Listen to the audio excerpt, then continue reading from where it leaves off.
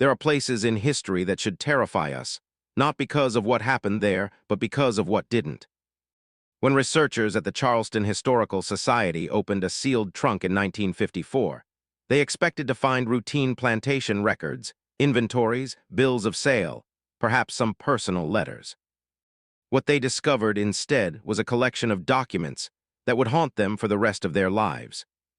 The papers told the story of Willowbrook Plantation in South Carolina, a property that operated for 43 years without a single recorded escape attempt.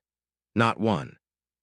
In an era when enslaved people risked everything for freedom, when the Underground Railroad carried thousands northward, when rebellion and flight were constants on every plantation in the South. Willowbrook stood as an impossible anomaly. The overseers never chained anyone, the dogs were never released, the patrols never had to search the swamps at night. For 4 decades, every enslaved person at Willowbrook stayed exactly where they were. The documents explained why. And once you understand the reason, you'll realize there are forms of imprisonment that have nothing to do with chains. The man who built Willowbrook arrived in South Carolina in 1797. His name was Thomas Vance, and he came from Maryland with enough money to purchase land, but not enough to be considered among the planter aristocracy. He was 32 years old, unmarried, and according to letters found in the trunk, he had very specific ideas about efficiency. In correspondence with his brother back in Maryland, Vance wrote extensively about his philosophy. He believed that traditional plantation management was wasteful, too much energy spent on discipline, too much money lost to runaways, too much time devoted to surveillance, too many resources consumed by the machinery of control itself. The overseers, the patrols, the dogs, the chains, the constant vigilance required to maintain order through force alone. Vance had spent 5 years working as a manager on his uncle's plantation in Maryland before coming south. During that time, he had kept detailed journals about what he observed. These journals were in the trunk, written in small, precise handwriting that filled page after page. He documented escape attempts, recording not just the fact of the attempt, but everything surrounding it. The circumstances, the punishments, the reactions of other enslaved workers, the costs involved in recapture and discipline. He noted patterns. He observed that traditional punishment often strengthened resolve rather than breaking it. A person whipped for defiance might be physically broken, but could become a symbol of resistance to others. A person locked in chains became a visible reminder that escape was possible, even if it failed. The machinery of control, Vance concluded, often reinforced the very behaviors it sought to eliminate. His brother's letters, also preserved in the trunk, showed increasing concern about Thomas's theories. In one letter from December 1796, his brother wrote, "Your observations are interesting from an academic perspective, but I worry you're overthinking the matter. The system works as it is. Discipline and vigilance have maintained order for generations. Your ideas about restructuring the fundamental approach seem unnecessary and potentially dangerous. Men are not mechanisms to be redesigned, Thomas. They are fallen creatures who require firm guidance and punishment when they stray. This has always been understood." But Vance was convinced he had identified a flaw in the entire system of plantation management. In his response, dated January 1797, he wrote, "You say the system works, but I say it barely functions. Yes, order is maintained, but at what cost? The constant expenditure of resources on control, the losses from runaways, the time devoted to surveillance, the danger to overseers and owners from resentment and resistance. We maintain order, but we do so inefficiently. I propose something different, not harder control, but smarter control, not more punishment, but more effective punishment. I believe it is possible to create conditions where people control themselves, where the desire for escape is not suppressed by force, but eliminated entirely. You think me ambitious, I think myself practical. Give me 5 years and a property of my own. I will prove my theories correct." That letter was dated just months before Vance purchased the land that would become Willowbrook. The property he selected was 1,500 acres along the Ashley River, about 20 mi from Charleston. The location was chosen carefully. The land itself was good for rice cultivation with the right combination of river access and swampy terrain, but Vance had other considerations as well. In a journal entry from March 1797, he wrote, "The property must be isolated but not remote, close enough to markets that it remains economically viable, but far enough from other plantations that outside influences are minimized. The surrounding terrain should be difficult, swamp and dense forest that creates natural barriers. Water access is important, but the river must not be so easily navigable that it offers an obvious escape route. The property must feel like a contained world, separate from everything else." He found what he wanted and purchased it in April 1797 for $3,000. The previous owner had made a modest attempt at rice cultivation, but had given up after 2 years, finding the isolation and the difficulty of the swamp too challenging. For Vance, these were not obstacles but advantages. He spent the first month surveying every acre of the property, walking the boundaries, studying the terrain, making notes about sight lines and natural barriers. He hired a surveyor from Charleston, who later remarked to colleagues that Vance's interest in the property was unusual. Most planters cared about soil quality and water access. Vance asked questions about visibility, about how sound traveled across the open fields, about which areas of the property could be seen from which other areas. The surveyor noted in his records, "Mr. Vance appears to be planning something beyond simple agriculture." His question suggested military concerns, as if he were designing a fortification rather than a farm. Construction began in May. Vance hired workers from Charleston, carpenters, masons, metal workers. The main house was built first, a modest 2-story structure that reflected Vance's practical nature. He was not interested in grandeur. The house was functional, nothing more. It had a clear view of the fields and, more importantly, a clear view of where the quarters would be built. But it was the quarters themselves that consumed most of Vance's attention and resources. The construction of the slave quarters took 6 months and cost more than the main house. This was extraordinary. Most planters built quarters as quickly and cheaply as possible. Rough cabins thrown together with minimal materials. Vance's approach was different. The quarters at Willowbrook were designed in a square formation around a central courtyard. 4 long buildings formed the sides of the square, each building containing individual rooms barely large enough for sleeping. The buildings had windows, which was unusual, but the windows had no shutters or coverings of any kind. Inside and outside were fully visible from each other at all times. The doors to each room faced the central courtyard. There was no way to enter or exit a room without being in full view of everyone else. The courtyard itself was roughly 60 ft square with hard-packed dirt and no trees or structures that would block sight lines. Everything was visible. Everything was exposed. But the most unusual feature was what Vance built in the center of the courtyard. Construction records listed it simply as circular structure with detailed specifications for depth, diameter, and materials. The structure was a pit 20 ft in diameter and 4 ft deep. The sides were smooth brick, impossible to climb. The bottom was lined with iron plates bolted to a brick foundation. Below the plates was a chamber accessible from outside the courtyard through a small tunnel. The chamber was designed to hold coal fires.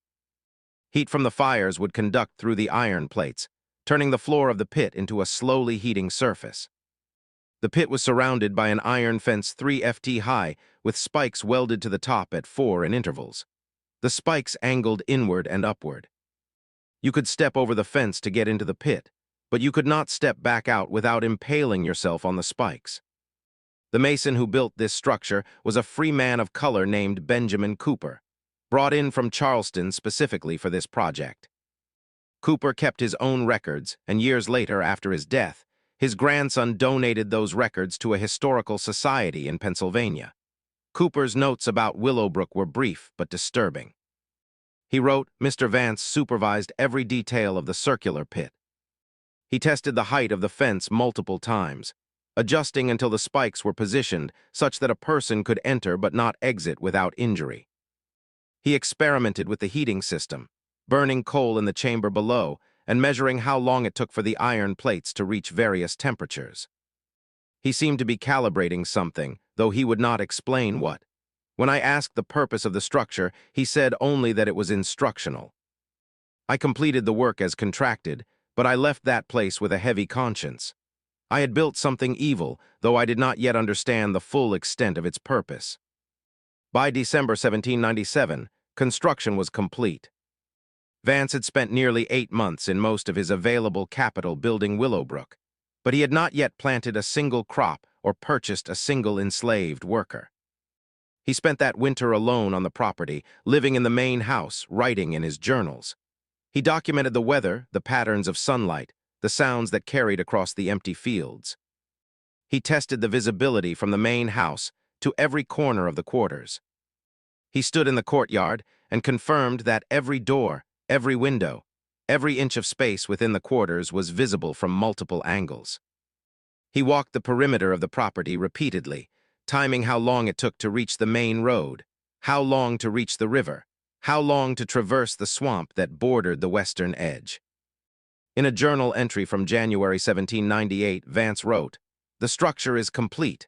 Now I must populate it carefully. The first group will be the most critical. They will set the tone for everything that follows. I must select people who are strong enough to work, but not so strong-willed that they will require excessive initial correction. I need individuals who are already somewhat broken, but not so broken that they are useless. People who have learned obedience but still retain the capacity to hope, because hope is necessary. Hope is what I will use against them." He spent February traveling to Charleston, repeatedly visiting slave markets and traders, asking his particular questions. The traders found him strange, but his money was good. He purchased his first group in March 1798, 12 people in total. The bills of sale were in the trunk, along with a separate document where Vance had recorded his own observations about each person he purchased. These observations were chillingly detailed. For each individual, he noted their approximate age, their physical condition, their skills, and most importantly, their psychological profile as he assessed it. He had interviewed each person extensively before purchase, something that was unusual but not unheard of. What was unusual was what he was assessing. For one man identified in the records only as first purchase male, approx 28 years. Vance noted strong build field experience, recently separated from family sold to different owner. Shows signs of grief but not anger. Grief is useful. It creates resignation. Anger would be problematic. This one will work hard to avoid further loss. He understands that resistance brings consequences not just to oneself, but to others. Suitable for a woman, identified as third purchase female, approx 22 years. He wrote quiet demeanor housework experience described by seller as obedient and withdrawn. The withdrawn quality is important. She has already learned not to draw attention. She will adapt to the structure easily, suitable, and so on. Through all 12 purchases, Vance was selecting for specific psychological characteristics. He wanted people who had already learned some obedience, who showed signs of understanding that resistance brought consequences, but who had not yet reached the point of complete brokenness where they would be unable to function. He needed people who still had enough sense of self to be capable of fear, because fear was the tool he would use, but not fear of physical pain alone. Fear of something more subtle and more powerful. The 12 people arrived at Willowbrook in late March. Vance had hired an overseer, a man identified in the records only as Dutch. Dutch was not a typical overseer. Most overseers of that era were men who had experience with violence, who carried whips and weren't afraid to use them. Dutch was different. He was described by one visitor as a quiet man who spoke in measured tones and carried no weapon. Where he came from was unclear. Vance's records simply noted, "Hired Dutch, March 15, 1798. Salary $400 per year plus room." This was a high salary for an overseer, suggesting Dutch had particular skills that Vance valued. What those skills were would become clear. The first weeks at Willowbrook were, by all accounts, ordinary. The 12 newly arrived people were assigned to their rooms in the quarters. The rooms were small, but not unusually so for slave quarters of that era. Each room had a simple bed, a small table, nothing else. The windows had no coverings, the doors had no locks. Vance assigned work tasks, clearing more land for cultivation, building fences, preparing fields for planting. Dutch supervised the work. There was no violence. No one was whipped or beaten. Work proceeded at a reasonable pace. Food was adequate. By the standards of plantation slavery, which were horrifically low, the conditions at Willowbrook in those first weeks would have seemed almost mild. But Vance was watching everything. In his journal entries from April 1798, he recorded observations.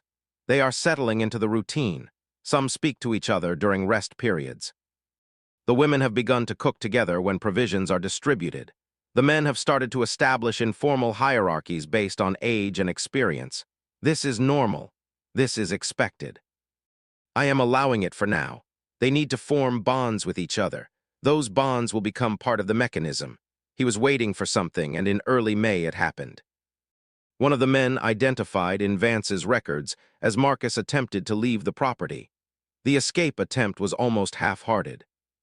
Marcus simply walked away from his work detail and headed toward the road. He was caught within 3 hours by Dutch, who had apparently been watching carefully. Marcus had not gotten far.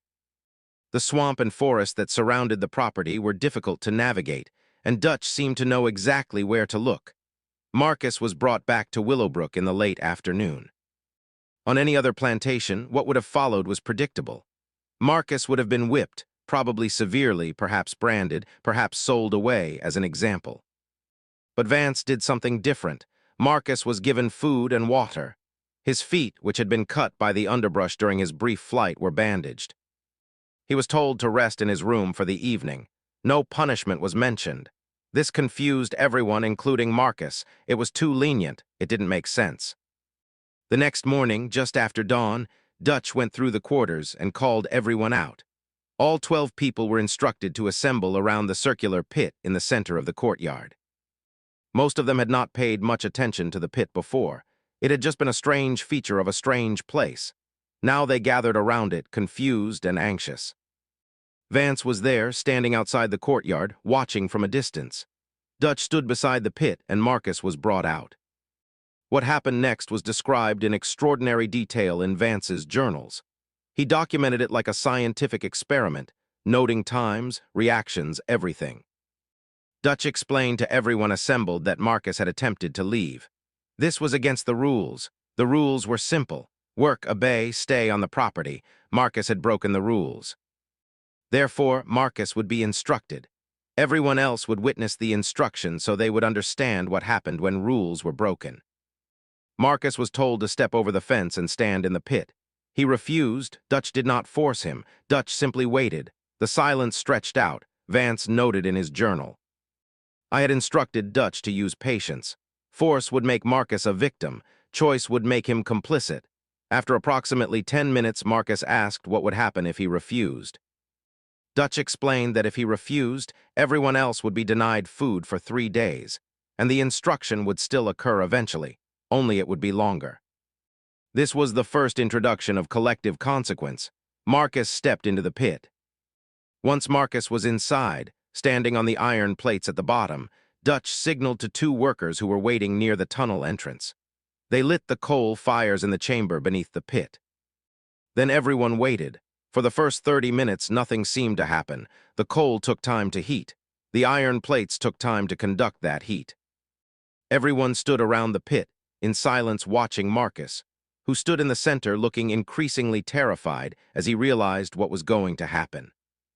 Vance noted the anticipation is part of the instruction. He knows it will get worse. He doesn't know how much worse. The uncertainty is valuable. After about 40 minutes, the plates began to warm noticeably. Marcus could feel the heat through his feet. He started to shift his weight, trying to minimize contact with any one spot. After an hour, the heat was significant. Marcus was moving constantly now, a terrible dance, lifting one foot and then the other, trying to find relief that didn't exist. He asked to be let out. Dutch said nothing. Everyone else watched in silence. After 90 minutes, Marcus was in obvious pain. The soles of his feet were burning. He couldn't stand still. He tried to hold on to the fence for support, but the iron fence was also heating from the sun and from proximity to the pit. He was trapped in a slowly intensifying cage of heat with no escape. Vance documented every detail. How long until Marcus started to cry? How long until he begged? How long until he stopped begging and just endured in silence? But what Vance focused on most was not Marcus' suffering. It was everyone else's reactions. He noted who looked away and who didn't. He noted who showed emotion and who tried to hide it. He noted which people seemed to understand the lesson immediately and which ones seemed confused or angry. He wrote, "The purpose is not Marcus's pain. The purpose is their understanding. They are learning that one person's choice creates suffering that everyone must witness. They are learning that they are bound together in a community of consequence. They are learning that attempting to escape means forcing everyone else to stand here and watch another human being tortured." Marcus remained in the pit for 6 hours. By the end, his feet were badly burned. When he was finally allowed out, he could barely walk. The burns would take weeks to heal, but Vance had already planned for this. He wrote in his journal, "The damage must be significant enough to be memorable, but not so severe that the person cannot eventually return to work. The body must recover. The body is valuable, but the mind must remain changed. That is the true goal." Marcus was given medical treatment of a sort. His feet were wrapped. He was given extra food to help healing. He was excused from work for 2 weeks. This confused everyone again. The punishment had been severe, but the aftercare was almost gentle. It sent a mixed message that was, according to Vance's journals, entirely intentional. He wrote, "They must understand that I am not cruel for cruelty's sake. I am establishing rules. Follow the rules and there is food, shelter, predictability. Break the rules and there are consequences, but even those consequences are measured and followed by recovery. I am creating a structure." Chaos and random violence would be counterproductive. They must believe the structure is rational, even if it is terrible. For several weeks after Marcus' punishment, life at Willowbrook returned to routine. The rice planting was completed, work progressed, Dutch supervised calmly. No one else attempted to leave, but Vance noted changes in his journals. The people at Willowbrook were speaking less to each other. They avoided looking at the pit in the center of the courtyard. There was a new weariness in how they moved, as if they were constantly aware of being watched. Vance wrote, "The first stage is complete. They understand there are consequences. Now I will reinforce the structure through consistency." He implemented a system of rules that were written down and posted on a board near the courtyard. The rules were simple. Work assignments must be completed each day. No one leaves the property without permission. Everyone assembles when called. No violence among the workers, no damage to property. The rules were not particularly unusual. What was unusual was how Vance enforced them. Any violation of any rule resulted in time in the pit. The severity varied. Minor violations meant 1 hour. Major violations meant 6 or more. But every violation resulted in instruction, and every instruction required everyone else to witness. Over the next 2 years, the pit was used 17 times according to Vance's meticulous records. A woman named Hannah was caught taking extra food from the provision store. 3 hours in the pit, a young man named Peter spoke back to Dutch when given an assignment. 2 hours, a woman named Ruth tried to sneak to the main house to see if there was any news of her child who had been sold away before she was purchased by Vance. 4 hours, each time everyone assembled. Each time everyone watched. Each time the lesson was reinforced. Your actions have consequences that reach beyond yourself. Your choices create suffering that your community must witness. There is no privacy. There is no escape from the collective responsibility of being here together. But Vance was also implementing other elements of his system. He started keeping detailed records of what he called compliance metrics. Each person had a page in his ledger where he tracked daily behavior. The categories were unusual. Completion of assigned work, yes or no. Spoke unnecessarily, yes or no. Made eye contact with overseer, yes or no. Showed signs of independent thought, yes or no. That last category was particularly chilling. Vance defined independent thought as any behavior that suggested internal decision-making.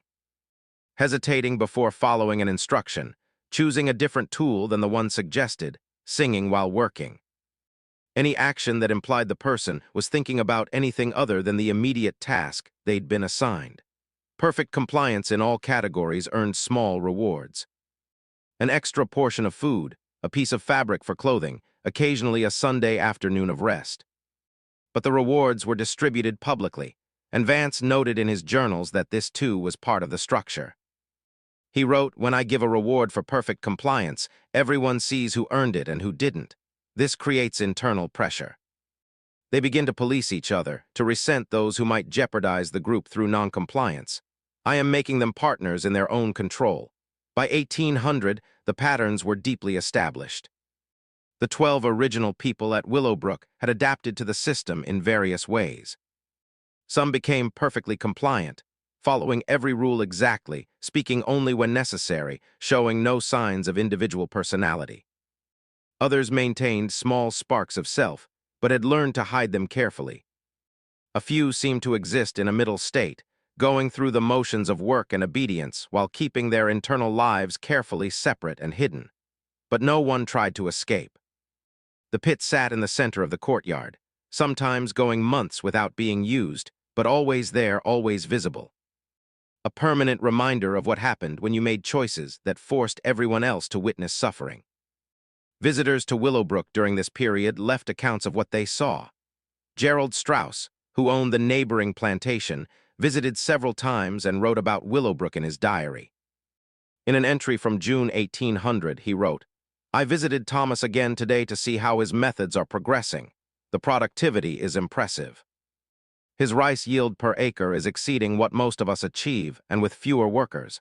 But the atmosphere is deeply strange. The people work efficiently and without complaint, but there is no life in them.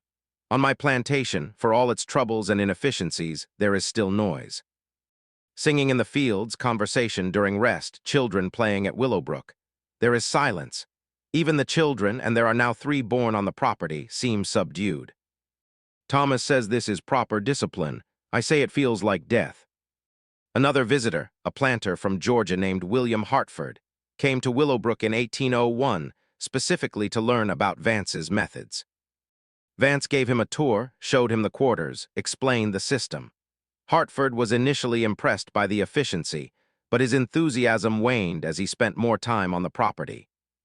In a letter to a colleague, Hartford wrote, "Vance has achieved something remarkable from a purely practical standpoint. His operation runs smoothly with minimal oversight. His workers are obedient and productive. His costs are lower than mine because he expends almost nothing on discipline infrastructure. No chains, no extensive overseer staff, no slave patrols. But I cannot recommend his methods. There is something unwholesome about the place. The workers are not people anymore. They are mechanisms." I asked one woman a simple question about her work, and she answered in a flat, emotionless tone while staring at the ground. She would not meet my eyes. She showed no personality whatsoever. When I mentioned this to Vance, he said it was exactly what he intended. He has created what he calls psychological efficiency. I call it the destruction of the human spirit. But despite these disturbed reactions, other planters were curious. Vance's productivity was undeniable. Several plantation owners attempted to replicate his system, building circular pits on their own properties. None succeeded. The mechanisms failed without the complete architecture Vance had created. The pit alone was not enough. What made Willowbrook work was the combination of visibility, collective responsibility, absolute consistency, and the psychological understanding that Vance brought to every detail. The pit was just one tool. The real control came from how he had structured everything else. The layout of the quarters, the rules about witnessing, the reward systems, the careful selection of workers, the consistency of consequences. In 1802, Vance purchased 10 more people to expand the operation. He was selective as always, looking for particular psychological profiles, but now he had an advantage. The original 12 people at Willowbrook had been thoroughly adapted to the system. When new people arrived, they learned not from Vance or Dutch, but from the existing workers who showed them how to move, how to work, how to stay silent, how to avoid attention. The system was becoming self-perpetuating, Vance noted in his journal. The original group now functions as instructors for newcomers. They explain the rules. They demonstrate compliance. They warn about consequences. I barely need to do anything. They are managing themselves. One of the new arrivals in 1802 was a woman named Diane, purchased from a Charleston trader. Diane had been enslaved on a rice plantation 20 mi south and had attempted escape twice before being sold. Her previous owner sold her specifically because she was rebellious. Vance purchased her anyway, seeing her as a test of his system. He noted, "This one has a history of resistance. If the structure can adapt her, it can adapt anyone." For the first week, Diane seemed to be assessing the situation. She worked adequately, but showed signs of what Vance called mental independence. She chose her own pace. She made eye contact with Dutch. She hummed quietly while working. Then one evening, she asked one of the other women why everyone was so quiet.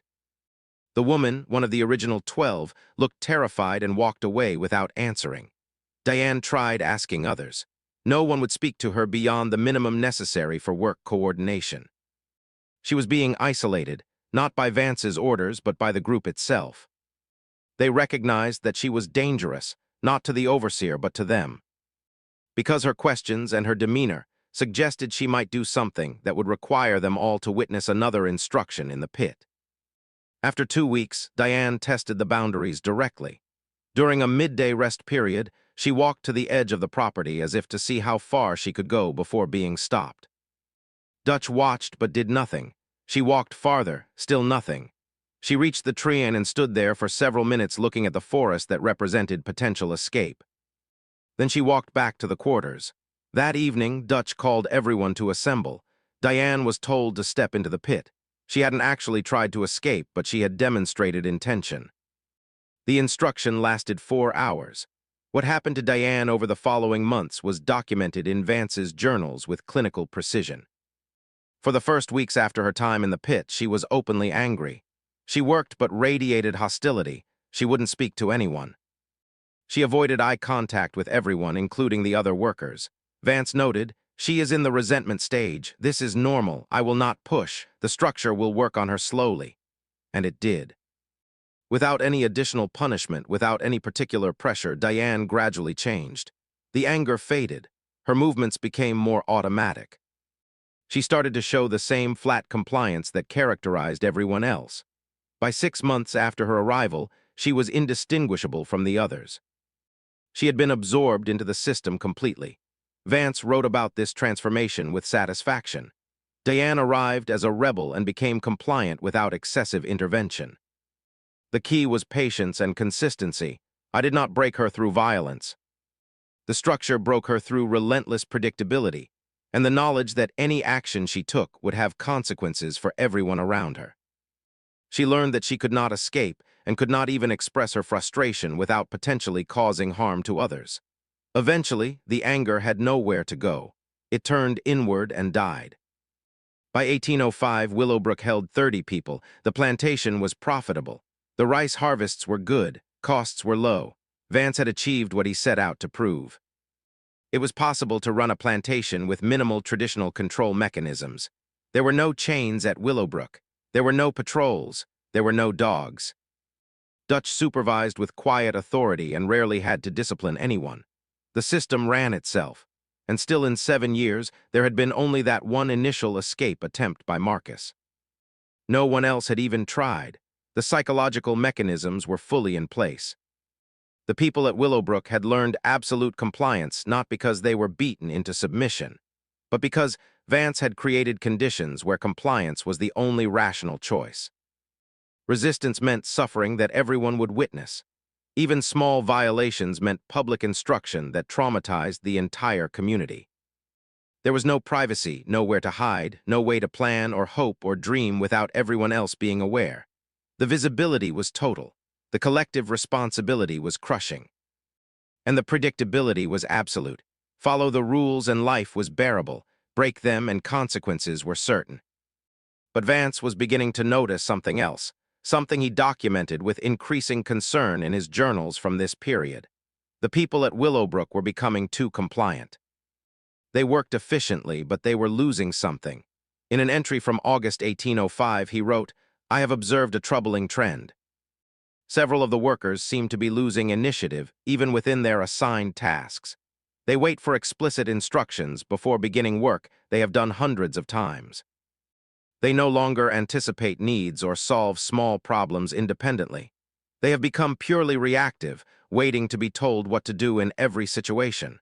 This is problematic. I wanted obedience, but I still need functional intelligence.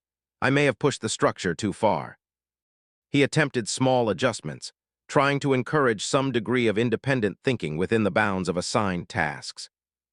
Dutch was instructed to give less detailed directions to see if the workers would fill in the gaps themselves. Some did. Some simply stood waiting for more specific instructions, Vance noted. There appears to be a spectrum of adaptation. Some have maintained enough mental flexibility to work independently when required. Others have become dependent on constant direction. I need to determine if this is a flaw in the system or simply natural variation in human capacity. The question haunted him for years. He had set out to create perfect obedience. But he was discovering that perfect obedience might be incompatible with the intelligence and initiative required for efficient work. It was a problem he never fully solved. Instead, he calibrated around it, identifying which people retain the ability to think independently within narrow bounds, and assigning them more complex tasks, while relegating those who had become purely reactive to simple, repetitive work. In 1806, something happened that tested the system in a new way. A woman named Sarah, who had been at Willowbrook since 1802, became pregnant. This was not unusual in itself. There were children at Willowbrook born on the property as a result of relationships between workers. But Sarah's pregnancy was different. She had become pregnant by Dutch. The relationship, if it could be called that, was clearly not consensual in any meaningful sense. Dutch held absolute power over everyone at Willowbrook. But Sarah had apparently believed or hoped that her connection to Dutch would give her some special status or protection. She was wrong. When the pregnancy became obvious, Dutch's behavior toward her did not change at all. He treated her exactly as he treated everyone else, with calm, detached authority. Sarah seemed devastated by this, and in her emotional state, she did something unprecedented at Willowbrook. She confronted Dutch publicly during a work period, demanding that he acknowledge her and the coming child. This was a violation of multiple rules, speaking out of turn, disrupting work, showing emotional volatility. Dutch said nothing. He simply gestured toward the pit. Sarah's instruction lasted 5 hours, and she was pregnant. The cruelty was extraordinary, even by the standards of plantation slavery. Vance watched from the main house and recorded the event in his journal, but his notes showed conflict. He wrote, Sarah's instruction was necessary to maintain the structure, but her condition makes this problematic. There is risk to the pregnancy, which represents economic loss. Yet to show leniency would undermine the consistency that makes the system function. I allowed the instruction to proceed, but I reduced it from the 6 hours I would normally assign for such a violation. This was a compromise that troubles me. The system should not require compromises. Sarah survived the instruction. The pregnancy survived. 3 months later, she gave birth to a daughter. Dutch never acknowledged paternity, and Vance never pushed the issue. The child was raised by Sarah in her room in the quarters, just like the other children born at Willowbrook. What this episode revealed was that even reproduction had been absorbed into Vance's system. Children born on the property grew up in the atmosphere of silence and visibility. They learned from birth that resistance had consequences, that privacy did not exist, that obedience was the only possible mode of existence. By the time they were old enough to work, usually around age 7 or 8, they were already perfectly adapted to the system. They had never known anything else. Vance found this fascinating and devoted several journal entries to observations about the children. He noted that they showed even less personality than the adults. They were quieter, more compliant, more completely absorbed into the structure. In an entry from 1808, he wrote, "The second generation is my greatest success. These children have no memory of anything different. They cannot imagine resistance because they have never seen it succeed or even occur with any frequency. They are being shaped from birth by the structure. This suggests that my system, if maintained long enough, could create multiple generations of perfect compliance. The implications are significant." But he also noted something troubling. The children seemed different in ways he couldn't quite articulate. They were too quiet. They didn't play the way children normally did. They mimicked work activities instead. They moved through the quarters like small ghosts, avoiding attention, avoiding noise, avoiding anything that might draw notice. Vance wrote, "They are adapting perhaps too well. They show no curiosity, no mischief, none of the qualities typical of children. They are becoming small adults who happen to be young. I am uncertain if this is the optimal outcome. By 1810, Willowbrook held 43 people, 28 adults, and 15 children of various ages. The plantation was stable and profitable. Vance had achieved his goals. He had proven his theories correct. A plantation could be run with minimal traditional control mechanisms if the psychological structure was designed properly.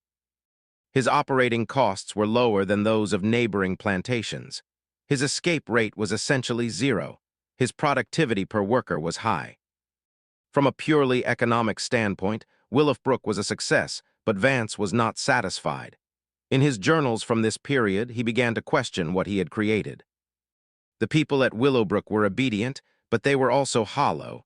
The silence on the property had become oppressive even to him. In an entry from September 1810, he wrote, "I achieved what I set out to achieve, but now that I have achieved it, I find myself disturbed by the result. I walk through the quarters and see people moving through their days like shadows. They work, they eat, they sleep, but they do not live. There is no joy, no sorrow, no anger, no hope. They exist in a state of perfect resignation. This was my goal, yet now that I see it fully realized, I wonder if I have committed some error, not a moral error. I'm comfortable with the economics of slavery and have no crisis of conscience about that, but a practical error. I wanted to eliminate the waste and inefficiency of resistance. I may have eliminated too much. Despite these private doubts, Vance continued to refine the system. He made small adjustments trying to optimize the balance between compliance and functionality. He experimented with different reward structures, different work schedules, different methods of instruction. The pit remained the central mechanism of control, but it was used less frequently as the years went on. By 1815, it was rare for anyone to violate the rules. The structure had become so deeply internalized that external enforcement was barely necessary. New people purchased and brought to Willowbrook still went through an adjustment period. They would arrive with some sense of personality, some spark of defiance or hope or individuality. Within months, that spark would dim. Within a year, it would be gone. They would become indistinguishable from everyone else. Quiet, compliant, empty. The existing workers trained the new arrivals through example, through brief whispered warnings, through the shared knowledge that resistance brought consequences everyone had to witness. Vance barely had to do anything anymore. The system perpetuated itself. Gerald Strauss, the neighboring plantation owner, visited less and less frequently. In his diary entries from this period, he noted that Willowbrook made him profoundly uncomfortable.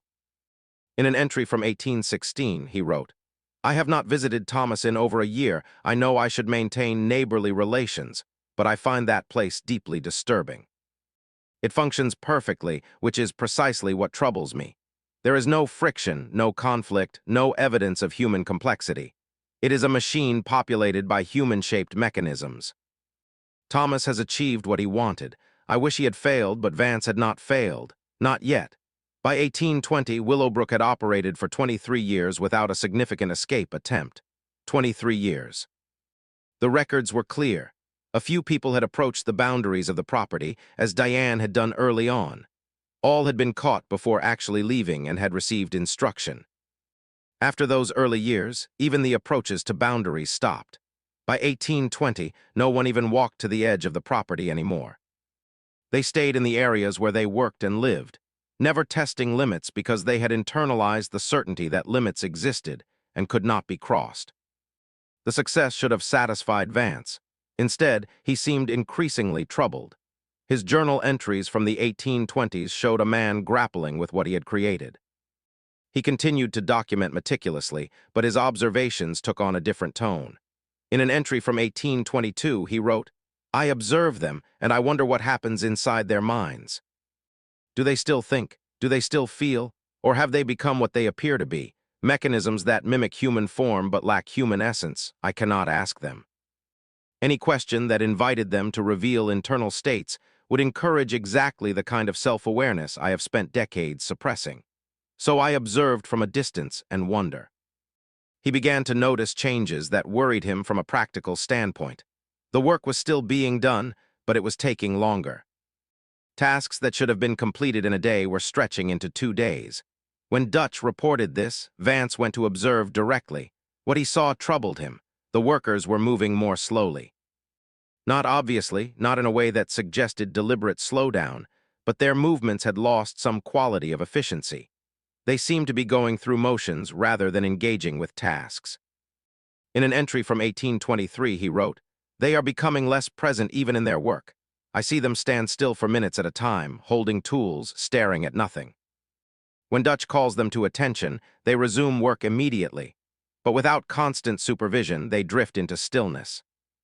It is as if the energy required to maintain consciousness is becoming too much for them. This was deeply troubling, because Vance's entire system was built on the premise that people would continue to function if compliance was total. He had assumed that removing resistance would increase efficiency. Instead, he was discovering that removing resistance might also remove the vitality necessary for sustained work. The people at Willowbrook were so compliant, so resigned, so thoroughly adapted to the structure that they were losing the basic drive to act at all. He tried various interventions. He reduced working hours, thinking perhaps they were exhausted. No improvement. He increased food provisions, thinking perhaps they were malnourished. No improvement. He introduced small rewards for completing tasks quickly, some mild improvement, but the general trend continued. The workers were slowly withdrawing into themselves in a way that made them less and less functional. In 1825, several people died within a short span, none from obvious illness or injury. The doctor Vance brought in from Charleston examined the survivors and the bodies, and could find no clear medical cause. He wrote in his report, "These individuals appear to have died from what I can only describe as a failure of the will to live. Their bodies were functional. Their organs showed no disease, but they seemed to have simply stopped trying to continue. I have seen this occasionally in cases of profound melancholy, but never in multiple individuals at once. It suggests some environmental factor at Willowbrook that affects the balance of the mind."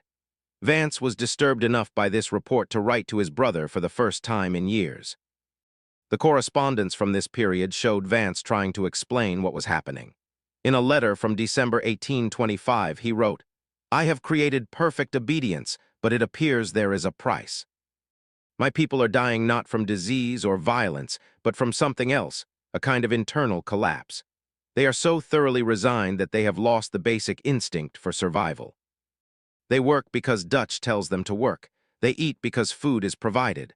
But they have no internal motivation, no spark of desire for anything. And in some cases, that absence of desire extends even to the desire to continue living. I do not know how to reverse this. I built a system to eliminate resistance. I did not realize I might also eliminate the vital force that keeps humans alive." His brother's response was short and cold. "You have reaped what you sowed, Thomas.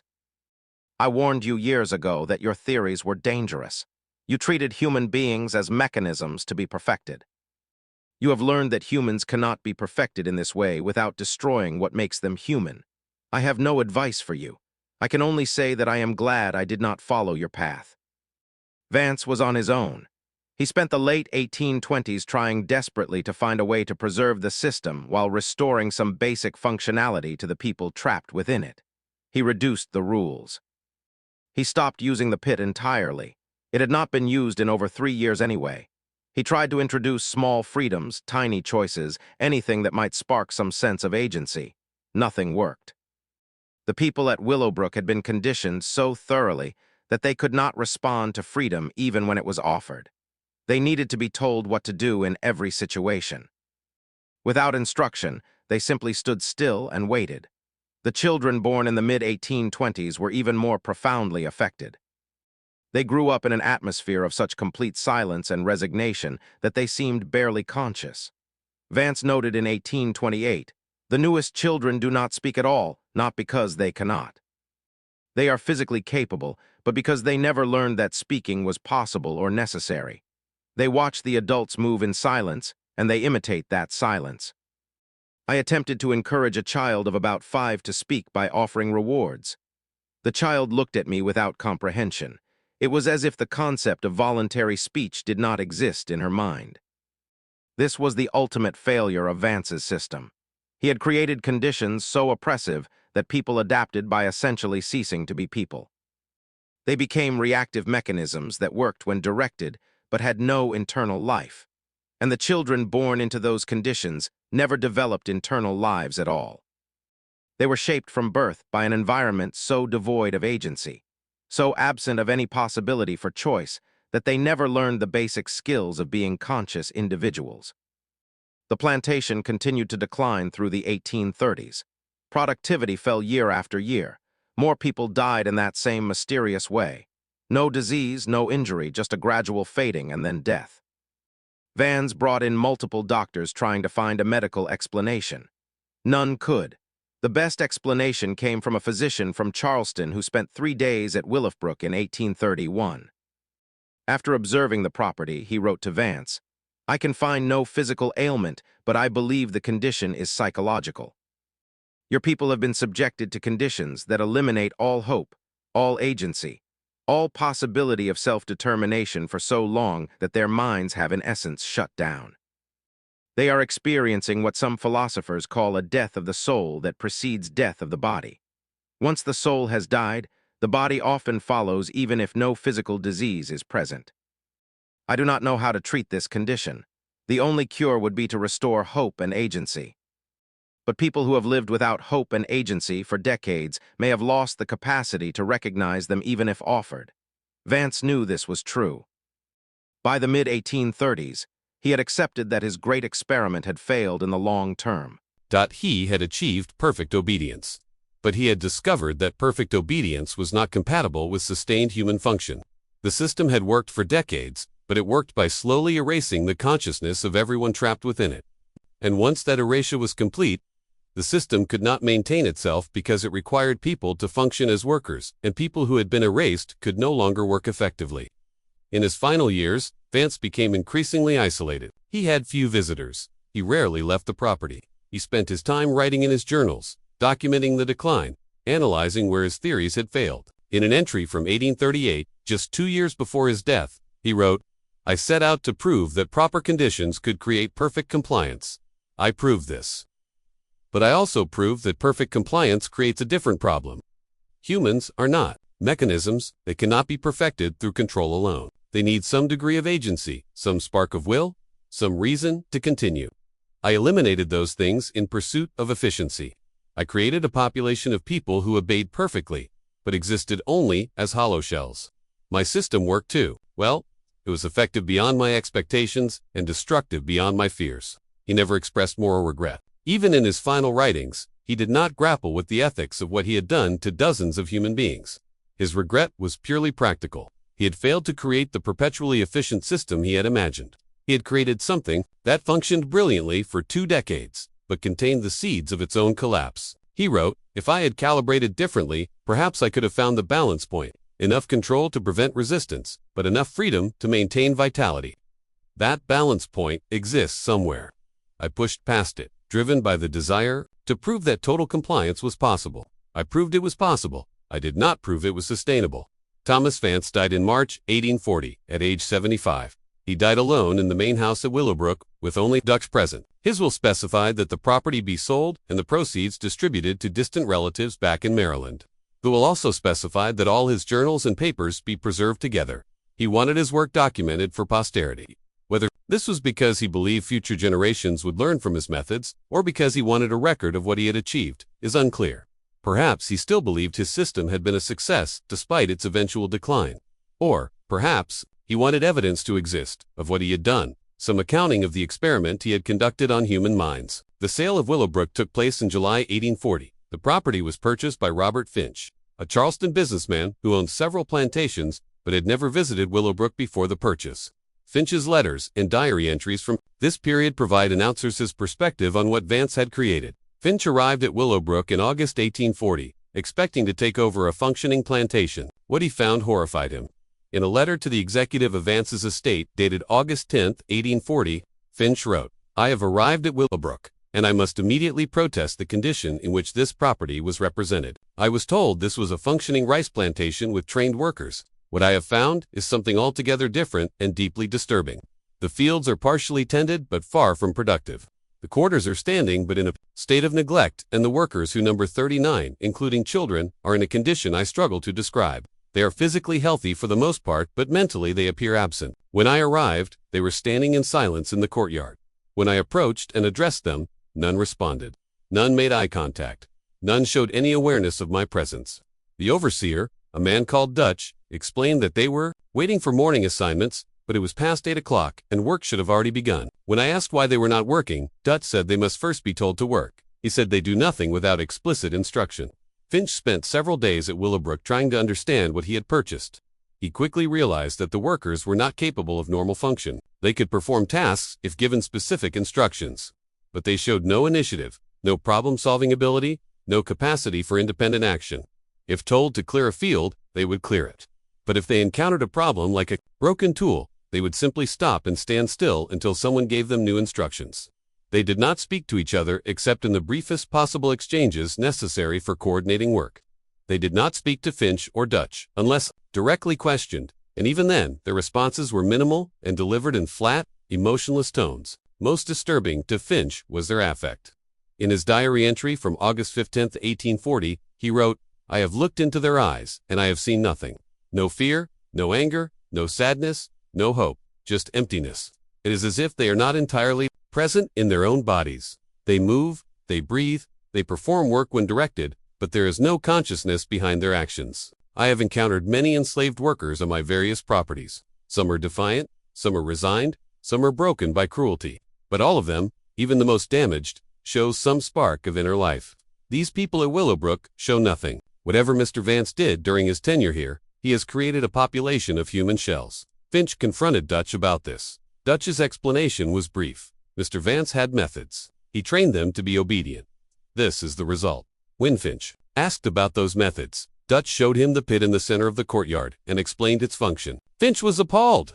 In his diary, he wrote, "Dutch showed me a device of torture that Mr. Vance used to enforce compliance. The cruelty of it is extraordinary, but what disturbs me more is that it has not been used in years." According to Dutch, it did not need to be used. The people here have been so thoroughly broken that the threat of punishment is no longer necessary. They have internalized their prison so completely that external enforcement is redundant. Finch tried to operate Willowbrook for 18 months. He replaced Dutch with a more traditional overseer who had experience on Finch's other plantations. He attempted to introduce normal working conditions. He tried to engage the workers to spark some response, to find some way to restore basic functionality. Nothing worked. The decline that had begun in the late 1820s continued. Several more people died during Finch's tenure, including 3 children. The causes of death remained unclear. Physicians could find no disease. Finch wrote, "They seem to simply fade away. One day they are present. The next, they are sitting motionless and will not eat or drink even when offered. And within days, they are dead. It is as if they have decided collectively to cease existing." By early 1842, Finch had decided to abandon the plantation as a going concern. He had the rice fields harvested one final time, but the yield was poor and barely covered the costs. In February 1842, he made the decision to sell the workers separately and quickly. He took a significant financial loss, selling people far below market value just to be rid of them. In a letter to a business partner, he explained, "I cannot in good conscience keep them together, and I cannot continue trying to operate this cursed place. Whatever these people need, I cannot provide it. Perhaps if they are separated and moved to other plantations with normal conditions, some of them might recover. Or perhaps they are too damaged and will die regardless. But I will not keep them here. This property has a sickness to it that I do not understand and cannot cure." The people from Willowbrook were sold at auction in Charleston in March 1842. They went to various plantations across South Carolina and Georgia. Finch kept records of where each person went, perhaps out of some sense of responsibility, or perhaps simply for his own records. Those records survived and provide a fragmentary picture of what happened to the people who had been trapped. At Willowbrook for so long, most did not fare well. Their new owners quickly discovered that the workers from Willowbrook were damaged in ways that made them almost useless. They could perform simple, repetitive tasks if constantly supervised, but showed no capacity for anything requiring initiative or judgment. Several plantation owners who purchased people from Willowbrook wrote to Finch to complain. In one letter dated June 1842, a planter named Henry Dover wrote, "The man I purchased from you, listed in the sale as approximately 35 years old, is entirely unsuitable for plantation work. He stands motionless, unless given explicit instruction. He will work, if told to work, but the moment supervision is withdrawn, he stops and stares at nothing. He does not speak except to answer direct questions in the briefest possible way. He shows no personality, no emotion, no evidence of thought. I have owned slaves for 20 years, and I have never encountered anyone in this condition. I believe him to be simple-minded, though you represented him as sound. I am asking for a partial refund. Similar complaints came from other buyers. Finch responded to all of them with the same basic letter. I sold the people from Willowbrook as I found them. I made no specific representations about their mental condition. If you find them unsuitable, that is unfortunate. The sales are final. He never explained what had happened to those people, never mentioned Vance's system. Perhaps he thought no one would believe him. Perhaps he simply wanted to wash his hands of the entire situation. A few of the people from Will did show signs of recovery over time. These were primarily individuals who had been at Willowbrook for shorter periods, who had been purchased and brought there in the mid-1830s and thus had spent less time under the complete control of Vance's system. One woman named Rachel, who had been at Willowbrook for only 3 years before the disposal, was sold to a plantation in Georgia. Her new owner, a man named Thomas Kinsey, wrote in his plantation diary about her gradual improvement. In an entry from October 1843, he noted, "The woman, Rachel, who came from the Vance property, is slowly showing signs of personality. She has begun to speak more freely to the other women in the quarters. She occasionally smiles, which I had not seen before. She still has difficulty making decisions independently, but she is improving.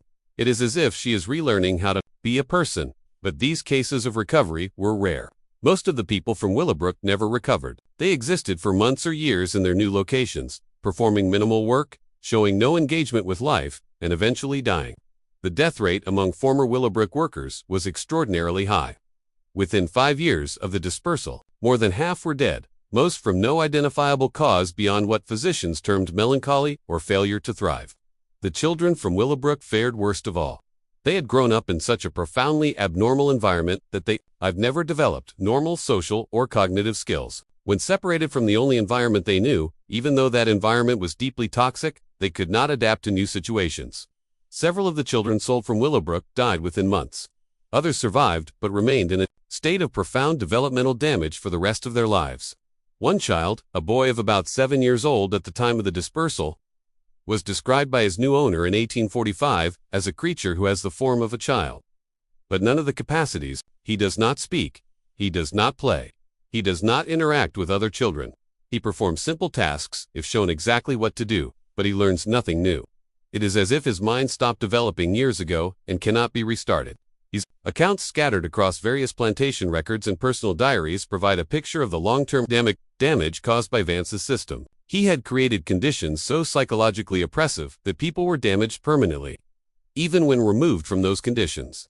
Even when placed in environments that were comparatively less controlled, most could not recover. The psychological prison Vance had built continued to contain them, even after the physical place no longer existed. The property itself stood empty for several years. Finch had no interest in returning to it, and could find no buyer willing to take on the land. Given its reputation, word had spread in the region about the strange conditions at Willowbrook, though no one understood the full extent of what Vance had done. The property was described as cursed or unlucky. Eventually, in 1847, the land was sold at a steep discount to a timber company that had no knowledge of its history. The buildings were demolished, the quarters torn down, the pit in the courtyard filled in, and the ground leveled. The new owners planted pine trees for timber harvesting. Within a decade, there was no visible evidence that Willowbrook had ever existed, but the documents survived. Vance's journals, his correspondence with his brother, his meticulous records of every aspect of his system. All of it was packed into a trunk by the executive of his estate and eventually donated to the Charleston Historical Society. The trunk was labeled simply Vance Plantation Records, 1797 to 1840, and stored in a warehouse. It sat there unopened for over a century. When researchers finally examined the contents in 1954, they were unprepared for what they found. The lead researcher, a historian named Margaret Denton, described the experience in a letter to a colleague. "We opened the trunk, expecting routine plantation records.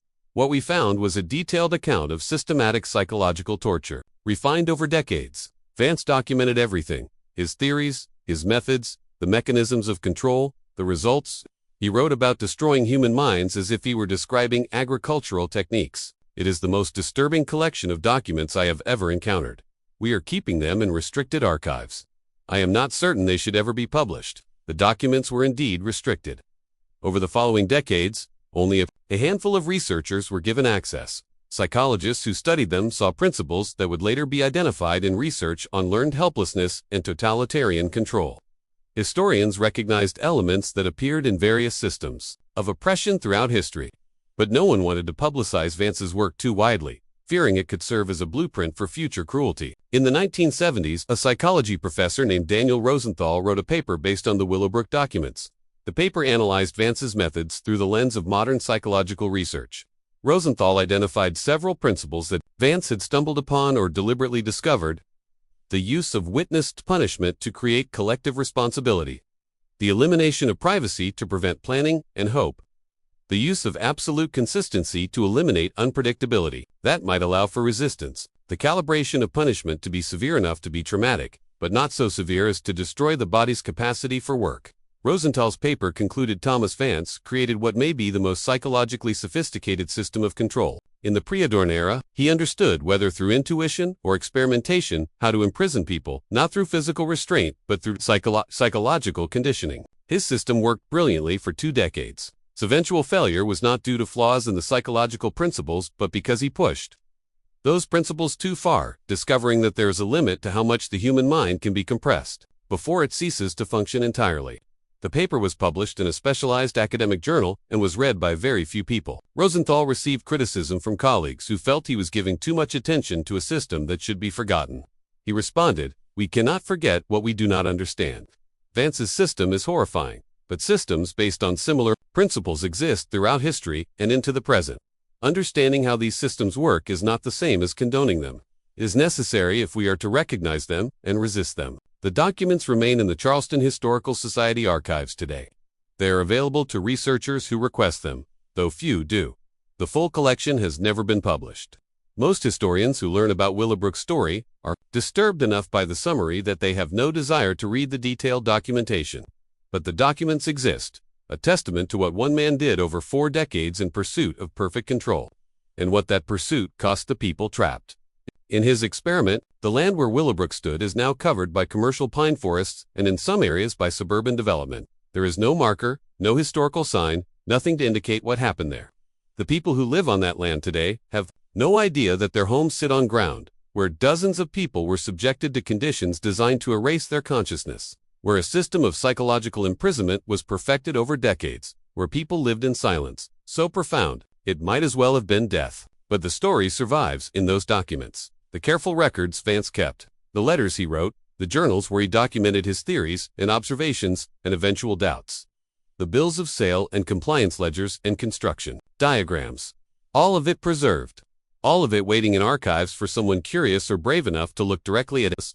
What humans are capable of doing to each other when they approach other humans as problems to be solved rather than people to be treated as people. The question that haunts anyone who learns this story is how many other Willowbrooks existed. How many other men like Thomas Vance created similar systems and simply never documented them as thoroughly?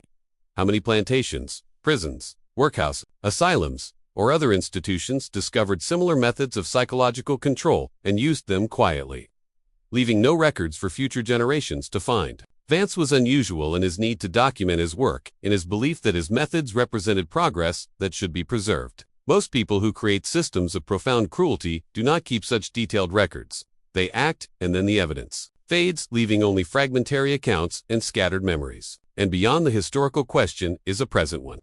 How many systems today operate on similar principles, where people are controlled, not through a visible force, but through the manipulation of hope and fear and collective responsibility? Where privacy is eliminated and behavior is constantly surveilled, where compliance is rewarded and resistance is met with consequences designed to traumatize entire communities, where the cage exists, not in walls, but in the careful destruction of the capacity to imagine that life could be different. These questions do not have easy answers, but they are the questions that the documents from Willowbrook force us to ask. Because Thomas Vance proved something terrible, that it is possible to imprison people so completely that they lose the ability to want escape, to imagine freedom, to remember they are human beings capable of choice. He proved that the cruelest prison has no walls.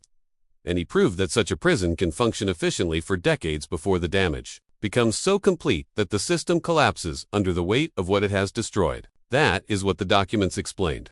That is why no one ever tried to escape Willowbrook, and that knowledge once gained cannot be forgotten. It sits in archives, preserved in careful 19th century handwriting, waiting to remind anyone who encounters it that the deepest forms of human cruelty are often the most methodical, the most systematic, the most hidden from casual view. Thomas Vance's legacy is not just what he did to the people trapped at Willowbrook. His legacy is the proof that such things are possible, that human will can be destroyed as thoroughly as any physical structure, and that the methods for doing so can be perfected, refined, and passed on to future generations who might choose to use them. The story ends where it began, with documents in a trunk, pages covered in neat handwriting. The detailed record of 4 decades spent perfecting the art of erasing human consciousness while leaving bodies intact. The people who suffered through those decades are long dead. The place where it happened has been erased from the landscape, but the knowledge remains preserved in archives. A warning and a challenge. To recognize such systems when they arise, to resist them, and to remember that the worst prisons are the ones we cannot see because they exist entirely in the careful destruction of hope, agency, and the ability to imagine that anything could ever be different than it is.